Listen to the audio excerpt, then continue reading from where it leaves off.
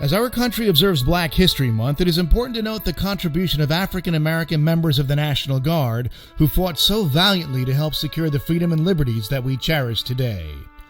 One of the more famous units to serve with distinction during the First World War was known as the Harlem Hellfighters, so named because the majority of the soldiers in the segregated unit came from the area known as Harlem in New York City.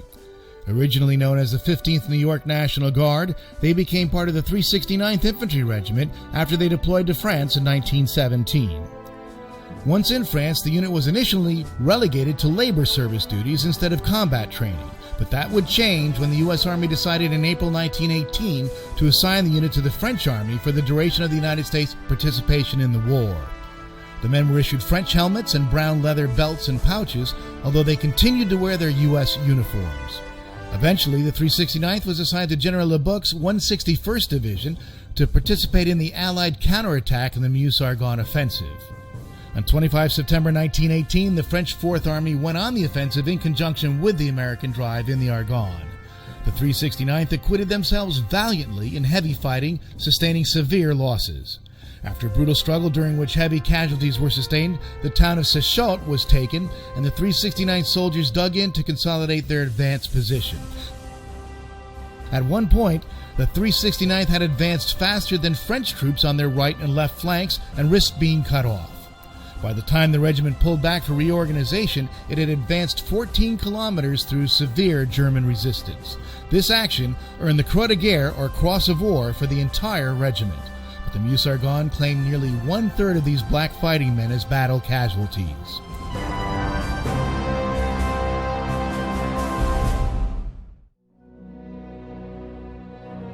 One of the first units in the United States Armed Forces to have black officers in addition to its all-black enlisted corps, the 369th compiled a war record equal to any other U.S. infantry regiment. During its service in World War I, the regiment suffered 1,500 casualties and received many awards and medals for their intrepid service. It earned several unit citations along with many individual decorations for valor from the French government. The most celebrated man in the 369th was Private Henry Lincoln Johnson, a former Albany, New York rail station porter. Johnson was awarded the Distinguished Service Cross, the Purple Heart, and he was the first American to receive the Croix de Guerre awarded by the French government. By the end of the war, 171 members of the 369th were awarded the Legion of Honor as well.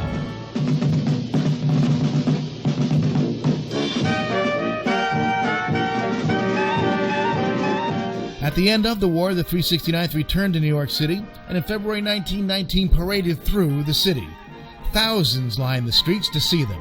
The parade began on 5th Avenue at 61st Street, proceeded uptown past ranks of white bystanders, turned west on 110th Street, and then swung onto Lenox Avenue and marched into Harlem, where black New Yorkers packed the sidewalks to see them.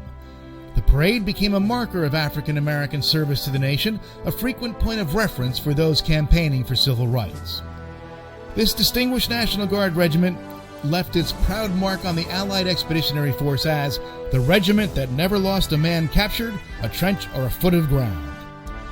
In the 1920s and 30s, the 369th was a regular presence on Harlem streets, each year marching through the neighborhood from their armory to catch a train to their annual summer camp and then back through the neighborhood on their return 2 weeks later. Today's 369th Sustainment Brigade, New York Army National Guard, carries on the traditions of these gallant Hellfighters of yesterday.